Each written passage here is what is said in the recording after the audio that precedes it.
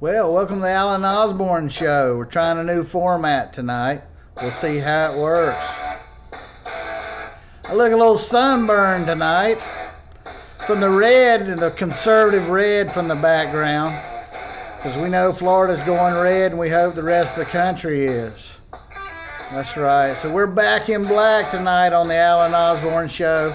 We're going to bring it to you hard and try some new media on you tonight. Okay, so we're going to swap over, and I'm going to take a quick pause and be patient. And we're going to go, and what I'm going to do is I'm going to show you some clips in the middle of the Alan Osborne Show tonight of the BCC in action. And the first thing that I want you to know that shows that your government's for sale is what Matt Carpenter so boldly admits about 7 minutes into the BCC show. They're going to continue for this battlefield planning, an issue coming before the planning board, and listen carefully to what Max says is the reason that they're going to continue it. To start off, the first of which, our agenda number 3, Battle Creek large-scale amendment. The applicant is requesting to continue to March 23rd, 2023. What's the will of the board? Mr. Carter, what's the reason for continuing that? Any idea? I don't know for sure, but it may be changing the commission. Interesting. Did you guys catch that? This was pulled from the agenda because the public already knows that Mike Barker's about to quit, and that makes a difference on whether you're going to get your project passed or who's going to be in the chair. Remember, a 2-2 vote is a tie. So they care about that. So let's go on to the next interesting thing, and that is the South Shore rezoning gets tabled. Stand by and we'll check this out just a second. Your consideration this morning is the South Shore rezoning. I've been advised this morning that the applicant wishes to table this item this morning and bring it back at some future date. So they wish to table. They wish to table. Motion to approve. A motion to approve. Second. I have a motion and a second to table. Do we take public comment on? No, it doesn't. Okay. All in favor say aye. Aye. Any opposed? Motion carries. So, Ms. Landry, we're going to take public comment on administrative items. Because all we're doing is tabling it. There's no public hearing to be had. Yeah, there's no public hearing on the items for the table. Item number 6 on our agenda, Mr. Chairman, is the Osprey Pines application. This is a major development reviewed by Stephen Shawn. I'll ask Stephen to briefly introduce him for us.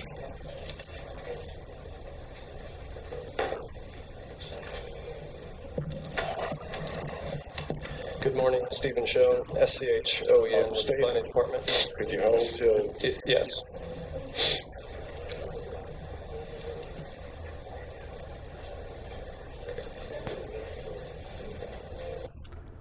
So like I said, if you just watch that, all these people showed up for the South Shore rezoning. And when that developer realized that it didn't look good for them, they tabled it. Meaning they didn't pull it. The county didn't cancel it. It doesn't have to go start over. They're just going to whip it out one night when there's not a lot of people in opposition, and they'll sit and wait. And where the people, because you notice, because they tabled it, nobody could even come and say that they wanted to know or be notified. They wouldn't take a single comment on it, because what happened? Clay Atkinson told them that they didn't have to. I've never heard such. They can take comment on anything they want. They're our elected representatives. If it was all just up to black and white, we wouldn't need a commission. We'd just all vote for laws, and the administration people that work for us would just do it. But we know that's not reality, is it? So watch this next part, and then I'll explain what's going on. Donna Johns, Commissioner Johns, is going to get into a thing, and I want you to watch what Gary Shipman tells the board they're going to do, and Clay Atkinson doesn't say a word. Now, later in the night, when there's something that the other board members want to stop, look at all the options that Clay then offers Danny and other people who don't want a development to come through, suddenly the things that Donna wants to question, compatibility, traffic safety, they matter. In the very same meeting, Donna gets told she can't include that, and the staff says nothing. 10, 15 minutes later, same issue comes up, and suddenly the staff start screaming that they can do it for compatibility and safety of the public. You can't make this shit up. The same night. Now watch this. Good morning, Commissioners. Gary Shipman, Dunlap and Shipman on behalf of the applicant. I want to briefly make a comment before I begin the presentation. At the Planning Commission, I really appreciated that Steve Hall came and went over with the Planning Commission what the rules are in a quasi-judicial proceeding. I just want to comment on them briefly. Because this is quasi-judicial, you're sitting as a judge on this matter, and it's governed by Rule 1.1100. The parties are the county and the applicant. No one else is a party. The commission may take testimony, which is when we talk about public comment, what it really is public testimony. Individuals of the public, if the commission desires, are allowed to come up and testify regarding a project, but it is testimony. So their testimony has to be limited to exactly what the applicant and the county have to present, which is whether or not the project meets the requirements of the comprehensive plan and the land development code and any applicable state or federal statutes. And if the public does testify, it's not that I'm trying to be rude, but I'm entitled to object if they go outside those boundaries, and I'm entitled to cross-examine them. And that's under Rule 1.1103F. This, as you've already heard, this is a project. It is that we fully comply with the Comprehensive Plan and Land Development Code. Is there any questions from the board? Could you repeat the portion about, I'm sorry, Commissioner Johnson? complete, about the buffer? Oh, what is the buffer and how wide? Right, so it's a 10-foot landscape buffer on the north side and along the J.D. Miller Road. Because the property is coastal center mixed use, to the north is institutional, to the south is county park. So because the land uses or the zonings are different, they consider them to have, they need to have an additional buffer. And on the east side, it's a 20-foot buffer. Any other questions from the board? How many cottages? 76 cottages. So the cottages, there are 19 buildings with two, in the cottages only, 19 buildings with 2 units in them. A unit being a place that somebody could rent. Each one of them have 2 bedrooms. That's where we got to the 36 and 72 and then the 40 on the... So is it like a duplex, or are they on top of each other? They're stacked. They're stacked. Okay. 2-story cottages. And how many rooms in the hotel itself? 40. Okay. And how many parking places? There is a requirement for 128, and we meet the requirement. It's 1.1 per bedroom. So we are right at the requirement. We're not adding any extra. We do not have, we have extra. We have some for the pool, and there's a necessary for the pool, but we have 128. We meet the code. Minimally meet the code. We meet the code. We meet the minimum requirements of the code. We meet the code. Okay, so what about the people that work there? Where are they going to park? The 1.1 takes into consideration under the ITE manual for the parking for the hotel and all the rooms. So the workers are included. There's going to be a parking problem. You realize that. We meet the code. You realize there will be a parking problem. So if there's a parking problem, where are they going to park? Is there any other, they're going to park in the park? Commissioner, because this is a quasi-judicial, the issue is, do we comply with the Land Development Code and the Comprehensive Plan? If you are asking questions about whether or not we don't, then certainly we need to address that. If you are suggesting that you disagree with the requirements of the Comprehensive Plan, that cannot be used as a basis for your decision. Mr. Shipman, I am authorized to ask questions. Thank you very much. You're guided by 1.1100. Commissioner can ask questions. We meet the requirements of 1.1, which that number is derived from studies done by some authorized entity when the LDC was developed. The 1.1 provides additional space. So if you didn't get the drift of that, first Shipman stands up without any objections and tells them what the law is. He's the applicant's attorney. He doesn't represent us, the people. And look what Clay Atkinson is doing. All problems in Walton County are spelled Atkinson in some way. The biggest ones we have are spelled with the name Atkinson. Adkinson. So Clay's sitting back there. He begins to tell the county commissioners what the rules are. What does Clay say? Nothing. And then Miss Ward goes on to present. Shipman gives them a package. Watch what Clay does with it. He throws it down and never looks at it. Donna's sitting there trying to figure it out and defend herself and ask questions. Clay's not even listening to her. And apparently she can't ask anything about public safety, parking, turn lanes. It's not allowed in this thing. And Clay and all the other commissioners let that stand. With that being said, I'm going to skip forward to another issue in here, and I want you to look with the same issue.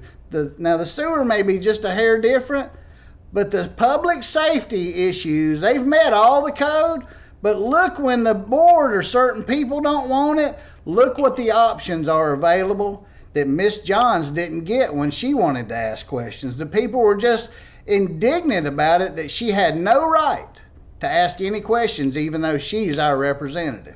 So listen up to what happens when there's a project that some of the connected don't want. Then listen to what the rules are on concurrency and safety. Mr. Chairman, we don't have a motion yet. Don't we need a motion for public comment? I apologize. Do we have? I make a motion we approve. Second. Have a motion and a second to approve. Ms. Landry?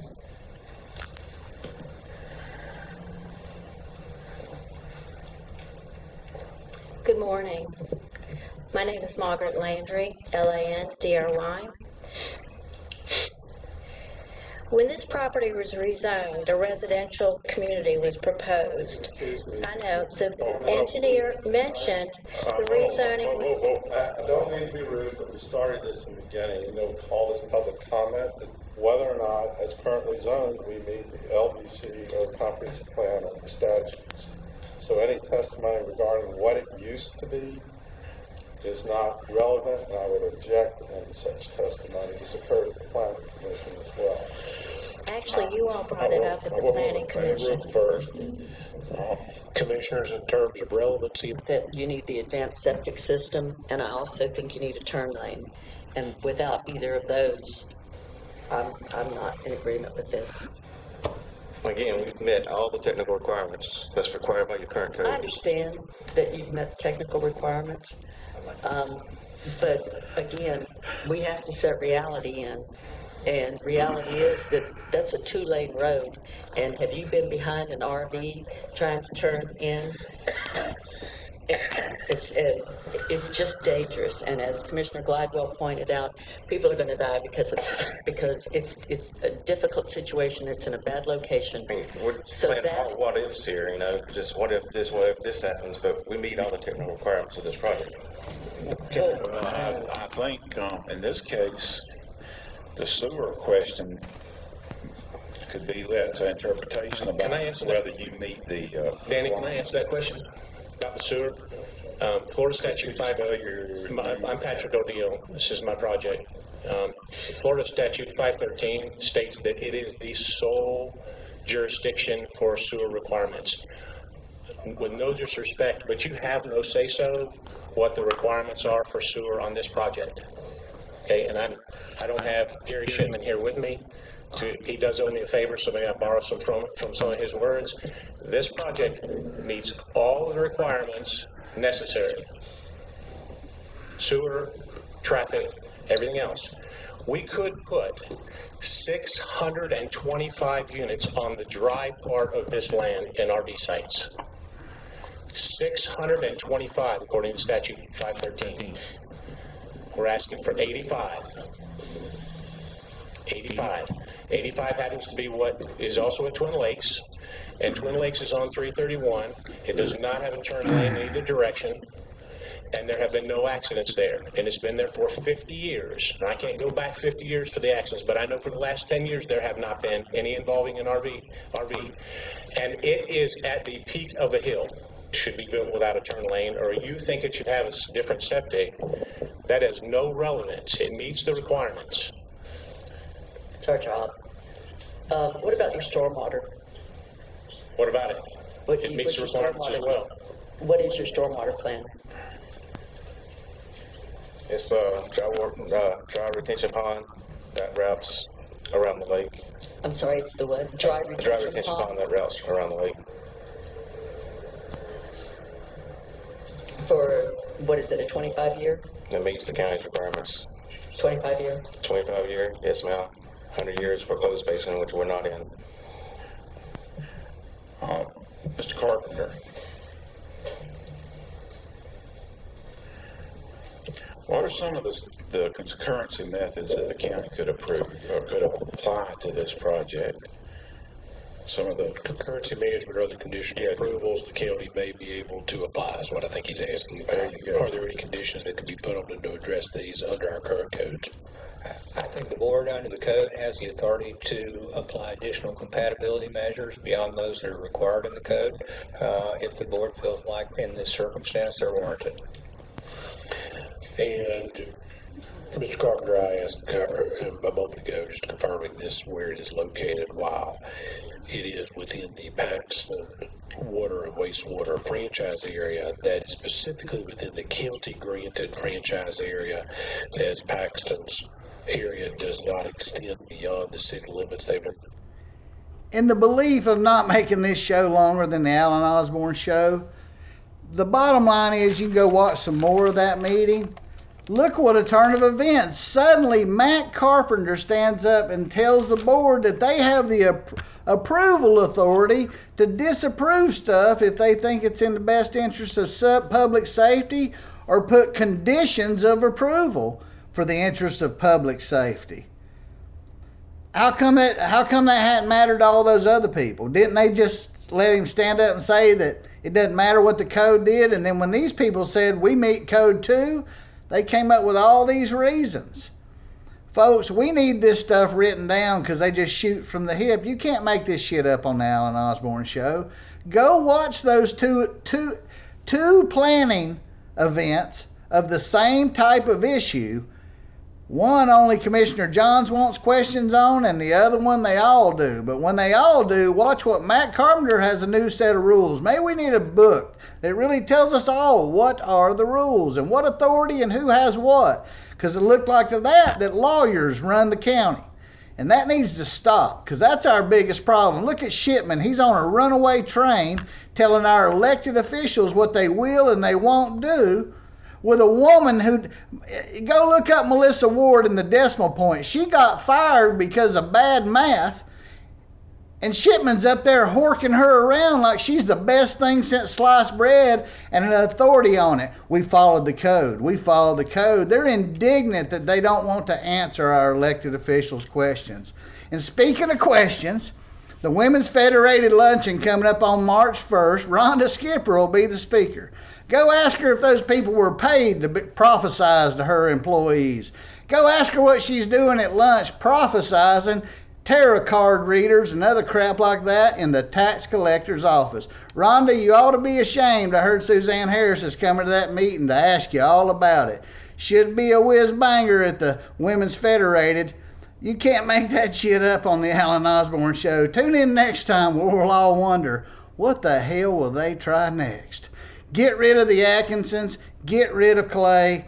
We need a real county manager, and the latest in the know says they're pushing a guy named Mark Martin, who's also recycled as a former employee. That's the Walton County Recycling Program. Barker resigned as your commissioner tonight. He starts work in the Funiac tomorrow.